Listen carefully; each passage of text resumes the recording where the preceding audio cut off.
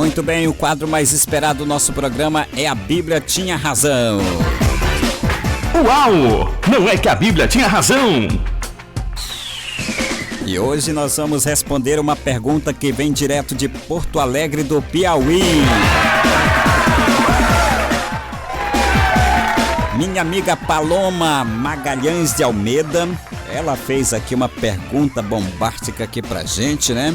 Pergunta bombástica, tem sempre pergunta bombástica aqui no A Bíblia Tinha Razão. E a Paloma Magalhães de Almeida, lá da cidade de Porto Alegre do Piauí.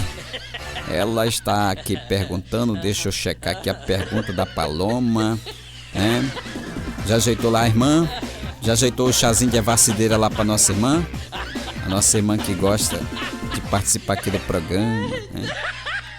A minha amiga Paloma, ela faz a pergunta, ela disse boa tarde, né? Ela escreveu boa tarde. Boa tarde, pastor, a paz do Senhor. Me chamo Paloma Magalhães de Almeida. Eu sou da cidade de Porto Alegre do Piauí.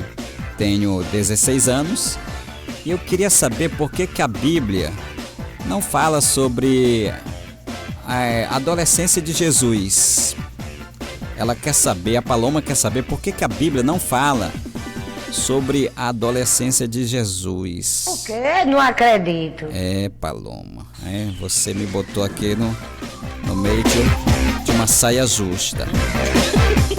Paloma. Ô, Paloma. É verdade, a Bíblia fala bem pouquinho, assim, sobre... Mas vamos lá, vamos ver o que a gente foi buscar aqui. Vamos buscar alguma coisinha na Bíblia pra ver, né? Olha só, Paloma. É verdade que encontramos na Bíblia a descrição do nascimento de Jesus, né? Que aconteceu em Belém. Mateus e Lucas falam sobre isso. A fuga para o Egito, né? Só Mateus fala sobre isso, a fuga para o Egito. E depois nós só vamos encontrar Jesus aos 12 anos. O quê? Não acredito. Aos 12 anos. Ele estava entre os doutores em Jerusalém. Então tá bem que alguma coisa, só isso aqui sobre a adolescência de Jesus, né?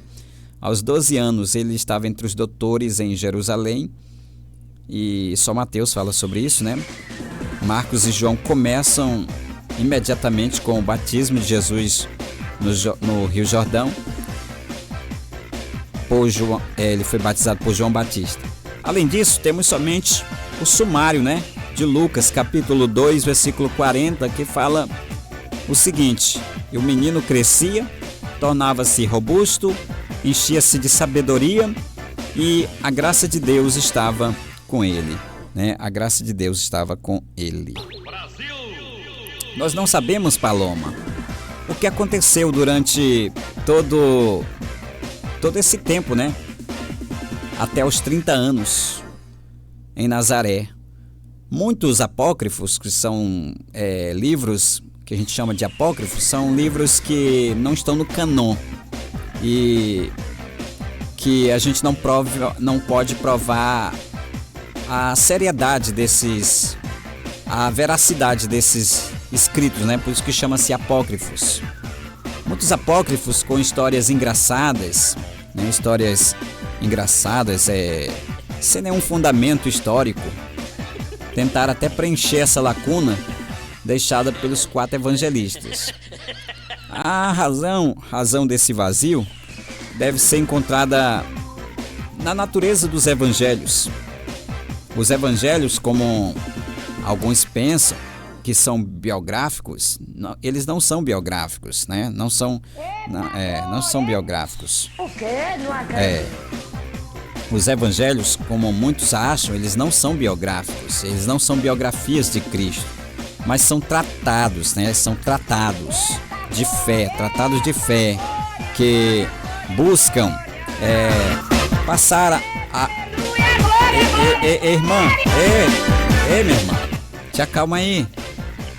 Deixa eu explicar aqui um negócio aqui, tá?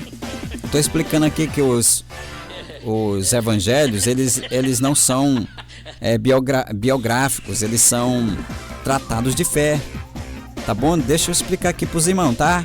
Depois minha filha grita. No final do programa eu deixo minha filha gritar meia hora. tá bom? Deixa minha filha gritar meia hora no programa, tá bom? Final do programa, tá? Minha filha fica aqui no estúdio gritando. Eu vou pra casa almoçar e minha filha fica aí gritando, tá bom? Vai tocar muita música bonita aqui, aí minha filha fica gritando, ó, glória, aleluia, tá bom? Bacana? Combinado? Então, a razão desse vazio, Paloma, que foi deixado pelos 4 evangelistas, deve ser encontrados na natureza dos evangelhos, que não são biográficos de Cristo, não são biografias de Cristo, mas são tratados de fé, que buscam passar as boas novas que Jesus anunciou e trouxe ao mundo. Os eventos não são contados para transmitir informações, né, meramente históricas ou biográficas, mas para transmitir mensagem da salvação, né? Mensagem de salvação. Então,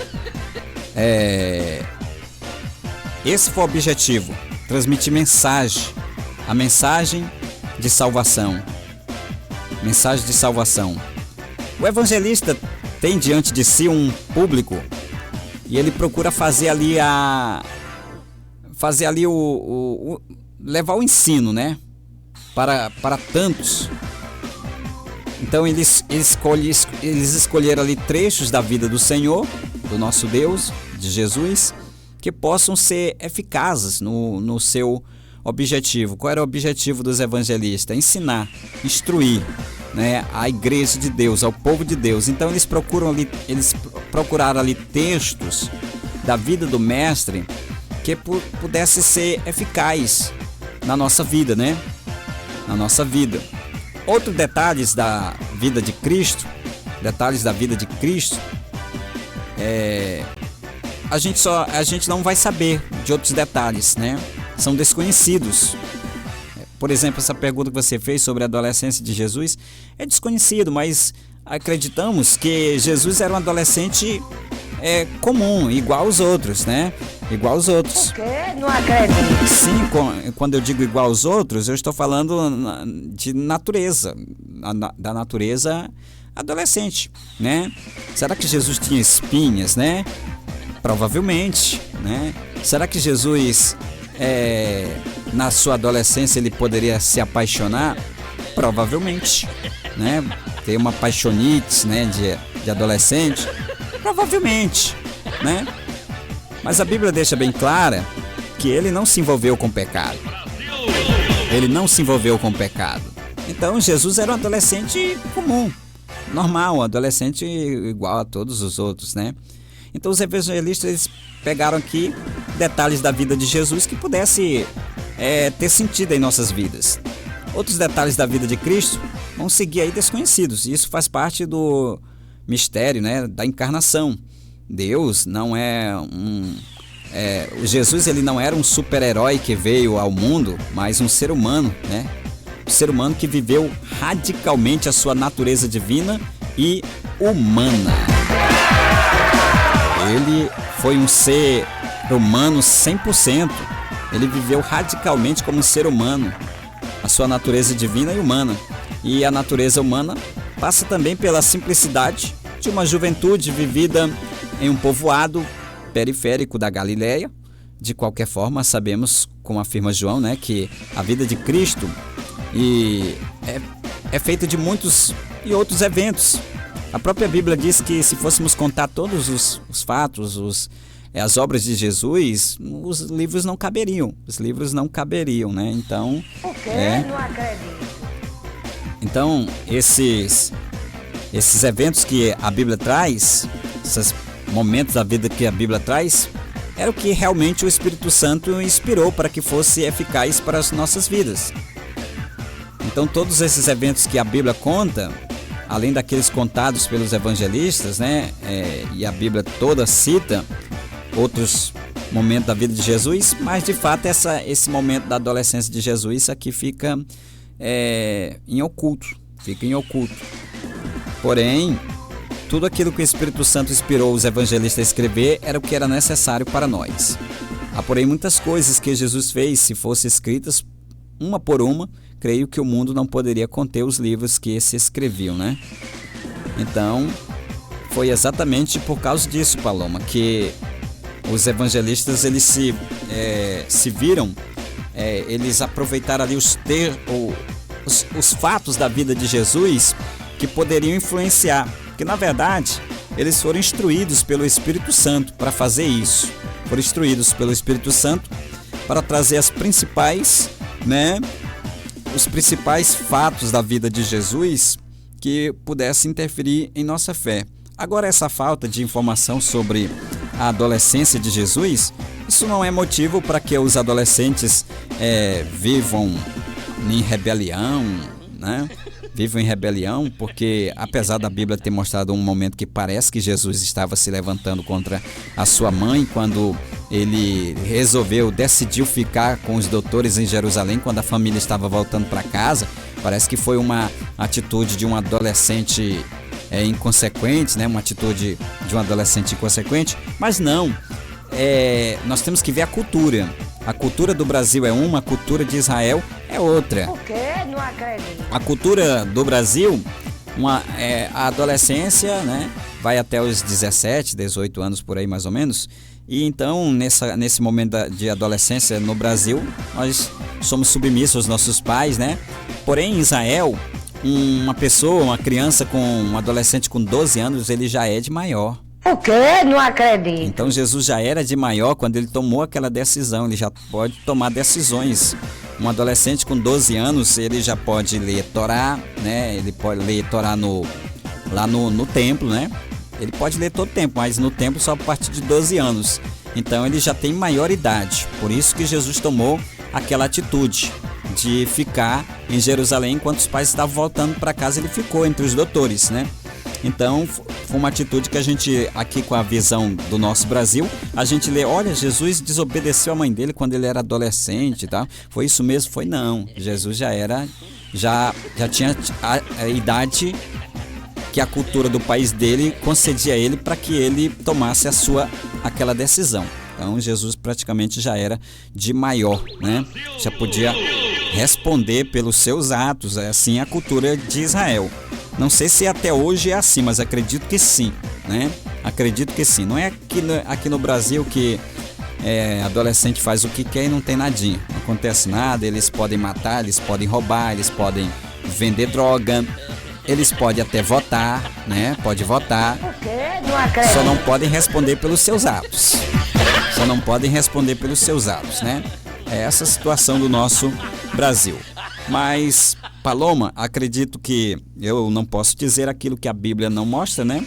E essas as informações que eu tenho para você. Acredito que esses momentos que a Bíblia não conta, porque os evangelistas não acharam necessário, porque na verdade eles foram inspirados pelo Espírito Santo para trazer só aquilo que de fato era necessário para edificar a nossa fé aqui no nosso Brasil e no mundo. Por todo mundo o evangelho é divulgado. Então os evangelistas inspirados pelo Espírito Santo trouxeram somente o necessário para a nossa edificação. E no final chegamos a mais uma conclusão de que... Uau! Não é que a Bíblia tinha razão? Eita glória! Eita glória! Glória, glória, glória! A Bíblia sempre vai ter razão e nós sempre vamos estar equivocados, porque a Bíblia é inerrante, infalível, palavra de Deus. E não tem como questionar com ela. Questionar com a Bíblia é dar murro em ponta de faca. Pessoal, eu agradeço o seu carinho, sua companhia, sua audiência. Perdeu a Bíblia tinha razão? Chegou já pela metade, já? Por quê? Que coisa. Tudo bem, daqui a pouquinho vai estar lá no YouTube, tá bom? Corre lá no nosso canal no YouTube, Sistema Renascer HD, vai lá, Sistema Renascer HD.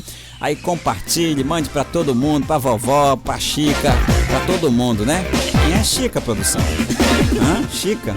É que alguém botou o nome Chica aqui, eu disse, pode mandar pra Chica também.